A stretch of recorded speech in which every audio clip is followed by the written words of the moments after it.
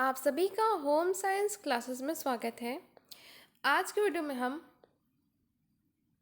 Home science का नवजात काल से जो इम्पोर्टेंट क्वेश्चन है, जो एग्ज़ाम में आते हैं क्वेश्चन, उसके बारे में आज पूरा इसका क्वेश्चन हम सॉल्व करेंगे, जिससे कि जो नवजात काल से रिलेटेड जितने भी क्वेश्चन हैं, अगर एग्ज़ाम में आता है तो आप उसको सही कर लें, कोई भी क्वेश्चन गलत ना हो। तो चलिए आज का वीडियो स्टार्ट करते हैं।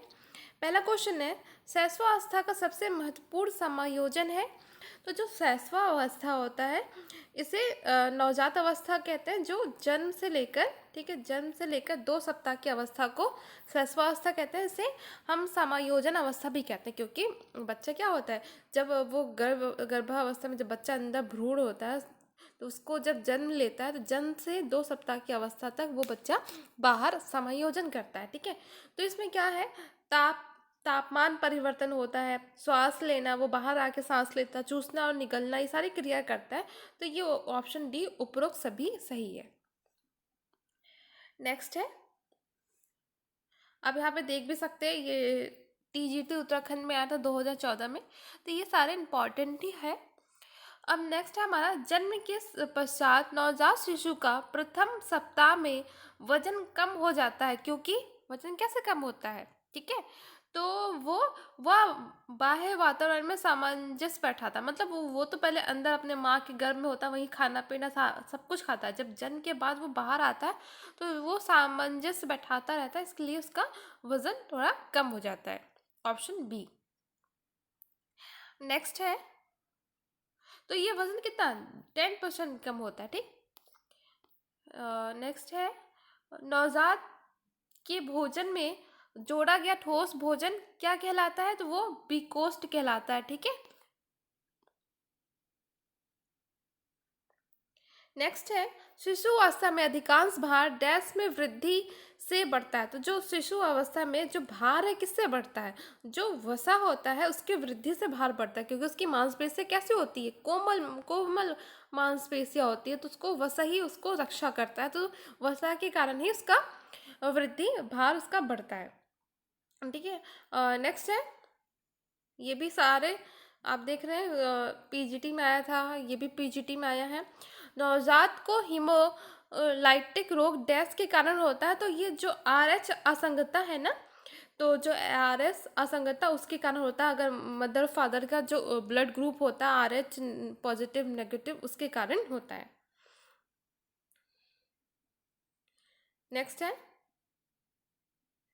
जन्म से 8 से 12 मास के बच्चे की विकास अवधि को कहते हैं, तो इसको शैशव अवस्था कहते हैं, ठीक है। ये जन्म से 8 से 12 जो मंथ के बच्चे होते हैं ना, इसकी अवस्था को, विकास की अवस्था को कहते हैं।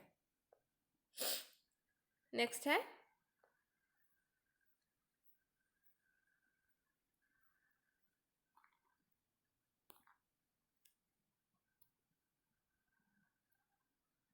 नवजात शिशु के आकलन हेतु एबकर मापनी में 2 कर प्राप्तांक किसके लिए दिया जाता है, तो ये प्राप्तांक जो दिया जाता है, दो इम्पोर्टेंट जो मापनी में 2 कर है, उसमें दिया जाता है हृदय की गति प्रति मिनट एक, मतलब 100 से 140 धड़कने पे, ठीक है।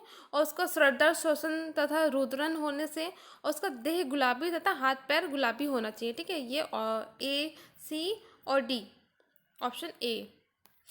नेक्स्ट है, इसमें एक अभिकथन दिया गया है। पहला दिया गया है, नवजात शिशु के कपड़ों के लिए रैगलन बाजू सबसे उपयुक्त मानी जाती है। तो ये जो रैगलन बाजू होती है, क्यों होती है अच्छी, क्योंकि ये पहनाने उतारने में आसानी होता है, नवजात शिशु को कपड़े पहनाने में कोई प्रॉब्लम ना हो। तो ये कथन तो बिल्कुल सही है। फिर नेक्स्ट है हमारा, रैगलन बाजू सेट इन बाजू होने के कारण अधिक घुमाव को जगह देती है। तो ये गलत है, घुमाव ऐसा कुछ इसमें नहीं होता।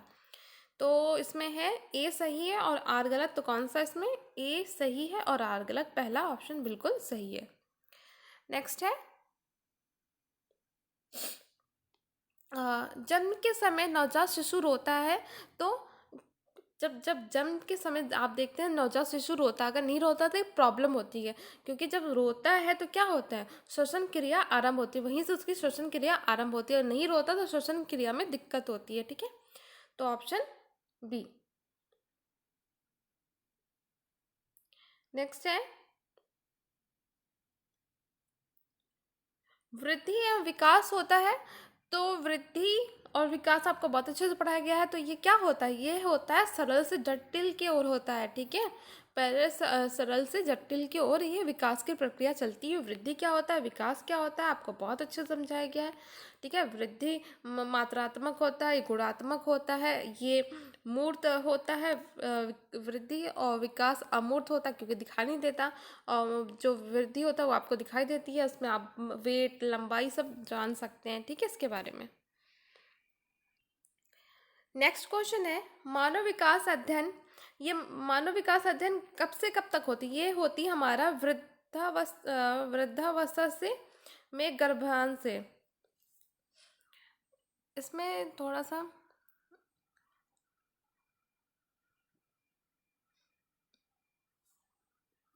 ये एक मतलब जब आप गर्भ धारण करते हैं, ठीक है, उस टाइम से वृद्धावस्था की अवस्था को हम क्या कहते हैं, मानव विकास अध्ययन, इसमें अध्ययन करते हैं। ठीक है,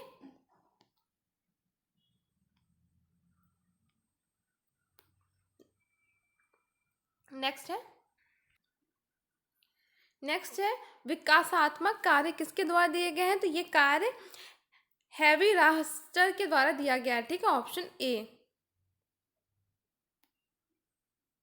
तो इनके द्वारा क्या है, विकासात्मक कार्य जो होते हैं वो उन कार्यों से जो व्यक्ति के जीवन के निश्चित काल में उत्पन्न होते हैं तथा उन कार्यों को सफलतापूर्वक पूर्ण करने के फलस्वरूप व्यक्ति को प्रसन्नता अनुभव होती है तथा विकास की अगली अवस्था के कार्यों को सीखने में भी सफलता मिलती है। मतलब एक कार्य से दूसरे कार्य में आप पहुंचते हैं, उसको कार्य को पूरा उस टाइम में करके दूसरी कार्य को करते हैं, तो इसी को विकासात्मक कार्य कहते हैं।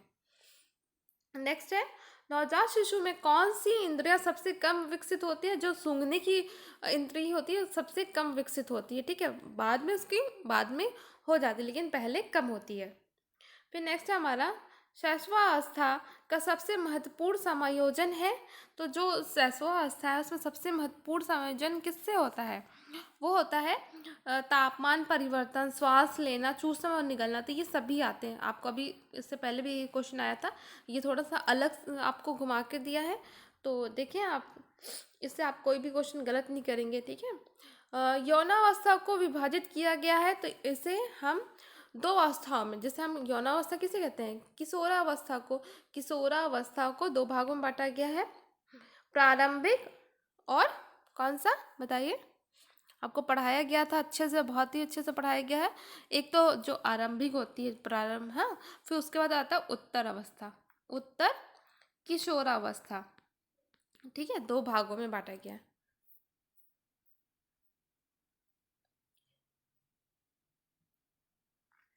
नेक्स्ट है हमारा, विकास से तात्पर्य है, विकास से क्या तात्पर्य है, ये है हमारा गुणात्मक और परिणात्मक परिवर्तन। तो ये हमारा होता है, ठीक है, इसमें गुणात्मक होता है, इसमें विकास निरंतर चलने वाली प्रक्रिया है, गर्भावस्था से लेकर मृत्यु तक ये चलती रहती है, रुकती नहीं है। इसमें शारीरिक, और देखिए यहाँ पे शारीरिक, मानसिक, संवेगात्मक, सामाजिक परिवर्तन आते हैं जो गर्भावस्था से लेकर मृत्यु तक निरंतर चलती रहती है। ठीक है, इसमें जो विकास है वो गुणात्मक आपकी क्वालिटी के बारे में बताता है, आपके दिमाग, आप में आईक्यू लेवल कितना है, आपको इंटरेस्ट कितना, आपको सामाजिक आपका विकास कैसा हो रहा है, आप भाषा विकास कैसा हो रहा है, सभी इसके अंतर्गत आता है। ठीक है, विकास की उत्पत्ति होती है, तो ये किससे होती है, आप विकास की उत्पत्ति कैसे होती है बताएं आप। इसकी उत्पत्ति होती है परिपक्वता और अधिगम की परस्पर जो क्रियाएं चलती है उसके द्वारा आप सीखते हैं, वैसे आपकी उत्पत्ति विकास की होती जाती है, आपका इंटरेस्ट बढ़ते जाता है। ठीक है, आप जैसे बड़े होते जाएंगे आप में ये विकास की उत्पत्ति होती जाएगी। नेक्स्ट है हमारा, जिन स्कूलों में सामान्य बच्चों के साथ विकासात्मक चुनौतियों वाले बच्चों का दाखिला लिया जाता है, उन्हें डैश कहा जाता है। तो उन्हें क्या कहा जाता है? उन्हें हम कहते हैं संपूर्ण स्कूल, इसमें सभी लोगों को, सभी बच्चों को एक साथ पढ़ाया जाता है। ठीक है, देखें, जिन स्कूलों में सामान्य बच्चों के साथ विकासात्मक चुनौतियों वाले बच्चों का दाखिला लिया जाता है, उन्हें संपूर्ण स्कूल कहा जाता है। नेक्स्ट है हमारा वृद्धि एवं विकास होता है। तो वृद्धि और विकास कैसा होता है, अभी आपको बताया गया था, बताएं। तो वृद्धि और विकास सरल से जटिल की ओर होता है। ठीक है, मानव विकास अध्ययन है। तो मानव विकास अध्ययन क्या है? ये होता है हमारा गर्भधान से वृद्धावस्था की ओर होता है। ठीक है, पहले हमारा जो बच्चा ठीक है वो अंदर होता है, फिर जन्म लेता है, फिर वृद्धावस्था तक जो चलता है उसे कहते हैं मानव विकास अध्ययन। इसमें हम पूरे यहाँ से लेकर पूरे इस प्रोसेस तक पूरी अध्ययन करते हैं। ठीक है, तो आज के लिए इतना ही। अगर वीडियो पसंद आया तो प्लीज़ वीडियो को लाइक करें, शेयर करें, चैनल को सब्सक्राइब करें।